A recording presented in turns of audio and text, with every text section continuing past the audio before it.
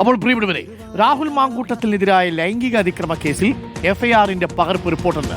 സ്ത്രീകളെ സമൂഹ മാധ്യമങ്ങളിലൂടെ പിന്തുടർന്ന് ശല്യം ചെയ്തു, ഫോണിൽ ഭീഷണിപ്പെടുത്തി, ഗർഭഛിദ്രത്തിന് ഭീഷണിപ്പെടുത്തി സന്ദേശങ്ങൾ അയച്ചു എന്നീ കുറ്റങ്ങളാണ് MLA-ക്കെതിരെ ചുമത്തിയിരിക്കുന്നത്.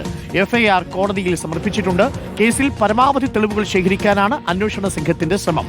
പരാതിക്കാരുടെ മൊഴിയെടുപ്പ് അന്തിമഘട്ടത്തിലാണ്. റോഷിപ്പാലുണ്ട് കൂടുതൽ വിവരങ്ങളുമായി. റോഷിപ്പാൽ, രാഹുൽ മാങ്കൂട്ടത്തിനെതിരായ ക്രൈംബ്രാഞ്ച് അന്വേഷണം പുരോഗമിക്കുകയാണ്. ഇപ്പോൾ എഫ്ഐആറിന്റെ പകർപ്പാണ് നമ്മൾ പ്രേക്ഷകരിലേക്ക് എത്തിക്കുന്നത്. അതിൽ വളരെ ഗുരുതരമായ കാര്യങ്ങളാണ് പറഞ്ഞിരിക്കുന്നത്. ഈ സ്റ്റാക്കിംഗ്, സ്ത്രീകളെ പിന്തുടർന്ന് ശല്യം ചെയ്യുക, ഗർഭഛിദ്രത്തിന് നിർബന്ധിച്ച് ഭീഷണിപ്പെടുത്തുക, ശബ്ദ സന്ദേശങ്ങൾ അയക്കുക, ഇതൊക്കെയാണ്. പരമാവധി തെളിവുകൾ ശേഖരിക്കാനായിരിക്കും ക്രൈംബ്രാഞ്ചിന്റെ നീക്കം. ഇനി ഈ ഇരയായ പെൺകുട്ടികളുടെ മൊഴി കൂടി എടുക്കേണ്ടതുണ്ട്. പരാതിക്കാരുടെ മൊഴി ശേഖരിച്ചു വരികയാണ്. ആശുപത്രിയിലെ ചില വിവരങ്ങൾ കൂടി ഈ ക്രൈംബ്രാഞ്ച് അന്വേഷണ സംഘം എടുത്തു എന്നാണ് അറിയുന്നത്. എന്താണ് കൂടുതൽ വിവരങ്ങൾ റോഷിപ്പാൽ? Good morning. Very good morning Arunkumar. Rahul Mamkootathil MLA-ക്കെതിരെയുള്ള ലൈംഗിക അതിക്രമ കേസിലാണ് ക്രൈംബ്രാഞ്ചിന്റെ നിർണായക നീക്കം. ക്രൈംബ്രാഞ്ച് അന്വേഷണം തുടങ്ങി. പരാതിക്കാരുടെയൊക്കെ മൊഴി രേഖപ്പെടുത്തിയതിന് തൊട്ടു പിന്നാലെയാണ് Thiruvananthapuram judicial first class magistrate കോടതിയിൽ ഇപ്പോൾ FIR സമർപ്പിച്ചിരിക്കുന്നത്. അതിൽ 5 പേരുടെ പരാതികളുടെ അടിസ്ഥാനത്തിലാണ് ഇങ്ങനെ FIR രജിസ്റ്റർ ചെയ്തത്. ഭാരതീയ ന്യായ സംഹിതയിലെ 78, 2, 351 വകുപ്പുകളും പോലീസ് ആക്ട് 120 ഇങ്ങനെ 3 വകുപ്പുകൾ ചുമത്തിയാണ്. അതിൽ രാഹുൽ മാങ്കൂട്ടത്തിൽ ഗർഭഛിദ്രത്തിന് പോലീസ് മേധാവി റിപ്പോർട്ട് നൽകിയിരിക്കുന്നു.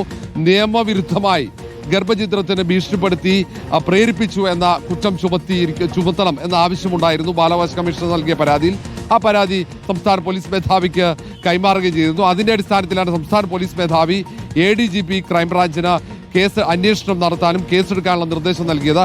എല്ലാ പരാതികളും ഒറ്റ കേസായി രജിസ്റ്റർ ചെയ്യാനുള്ള നിർദ്ദേശമാണ്.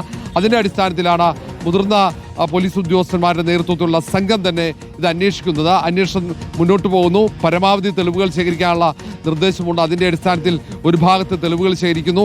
ആശുപത്രികൾ കേന്ദ്രീകരിച്ചുള്ള അന്വേഷണമുണ്ട്. കാരണം ഗർഭഛിദ്രം നടത്തിയത് ആദ്യം ഒരു യുവതിയെ മാത്രമാണെന്ന വിവരമായിരുന്നു പുറത്തു വന്നത്. പിന്നീട് പ്രാഥമിക അന്വേഷണത്തിന് 2 യുവതികൾ, അത് ഒന്ന് ബംഗളൂരുവിലാണ് എന്ന് കണ്ടെത്തി. തുടർന്നാണ് ആശുപത്രി രേഖകൾ ശേഖരിക്കാനുള്ള തീരുമാനത്തിലേക്ക് എത്തിയത്. ആശുപത്രി രേഖകളും ടെലിഫോൺ രേഖകളടക്കം ശേഖരിച്ച് അതടക്കം പരിശോധിച്ചുകൊണ്ട് മുന്നോട്ട് പോകുന്നു. ഒപ്പം രാഹുൽ മാങ്കൂട്ടത്തിലെ സുഹൃത്തുക്കളടക്കം ഇപ്പോൾ ക്രൈംബ്രാഞ്ച് സംഘത്തിന്റെ നിരീക്ഷണത്തിലാണുള്ളത്.